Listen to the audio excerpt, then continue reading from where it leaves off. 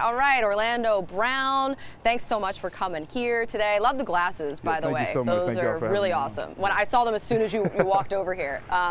So, you know, the 40, I'm sure was not what you wanted it to be. Kind of how have your last 2 days been? Yeah, you know, obviously it's honestly been a very long week, especially with me being an underclassman. There's a lot more, you know, stuff for me to do because I haven't played in any of these All-American games, and you know, me being so young. But the 40, you know, honestly, it's what I expected, what me and my people expected. You know, it's something that obviously I've been working on, and I came in. I mean, the number was better, you know, today than it's been in the past. So, you know, I'm not you know, extremely happy with it, but yeah, not what I wanted. What do you feel like you need to do at your pro day now after this? Obviously retesting the bench. You know, that number was something that, you know, I haven't hit in a while. You know, normally it's been around 20, 18, like that area for sure. And you know, I'm retesting the bench and definitely gonna do position drills. What do you feel like happened with the bench? Why was it only 14? There's just certain techniques that me and Proactive and Ryan Capretta, we went over, and I got away from him when I got up there on the stage, and just, you know, messed me up. Yeah. Overall. How did the interviews go for you? Interviews went really well. You know, I think they went really well. You know, I pride myself on having a football IQ. Do you think that teams and scouts and people in general kind of also, hey, we have all of this here, but do you think that a lot of times too much is put into the drills and the measurables and maybe not as much emphasis on your film? You know, not really. It's understood. It's a numbers game. You know, you got first-round tackles that are running 4.7s and, you know, benching 40 or whatever it may be. You know, so I understand it's going to be compared, and you know, I can't make any excuses and sit here and say anything else. So, yeah. Okay. All right. Well, we're going to be watching you at your pro day. Yep. So at Zeus78, you guys can follow him. We went through a bunch of your stuff, and you know, I thought this was maybe one of the most adorable things on your feed. Your dad, longtime player in the NFL, super successful. Do you ever watch any of his tape, any of his old tape or anything? Yeah, you know, I used to watch it just for fun. Sometimes I still do, but I can't learn from it. You know, he played back so long ago, and you know, he didn't have the best fundamentals. His style of play was really different from mine. But you know, like you say, he's a great player for a long time.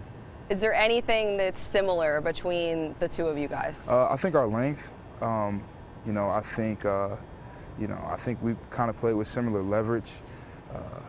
You know, I think my pass pro was better than his, but he's a better run blocker. So yeah, there's not really too many similarities. Yeah. So at Oklahoma, you obviously played with Baker Mayfield, and I saw that you said that, you know, you have a bigger chip on your shoulder than him. Why? You know, just I've been counted out, you know, practically all my life, coming out of high school, being a 3-star player, you know, and everyone telling me I'm not going to play till I'm a redshirt senior. You know, going into high school, being 450 pounds, I'm not going to play Division I football. You know, I've been counted out my whole life, and you know, I lost my dad, you know, and you know, I'm very blessed, and I know how to work, and you know, I don't let things get to me or get down. I just continue to grind. You mentioned that you were 450 pounds going into high school. Got to stop you right there. So you were, that's like 8th grade, 450 pounds? Yeah, 8th grade, yeah. So it was pretty bad. At what point were you like, all right, let's reel things in here? You know, 10th grade, you know, 9th, 10th grade, once I realized, like, this is, you know, I realized before that, but I had to realize that this is what I really want to do. You know, I want to be in the NFL, I want to play Division I football, and my body's going to be the most important part. I saw also that you had quote tweeted someone who was saying that you and Baker Mayfield are probably the biggest trash talkers in the game. Yeah, without a doubt. So is there a technique to this? No techniques. Just you're not like digging in people's I mean, stuff? I've dug before, if needed. You know, if they're good enough or if they got that much of a background, I'll dig into it.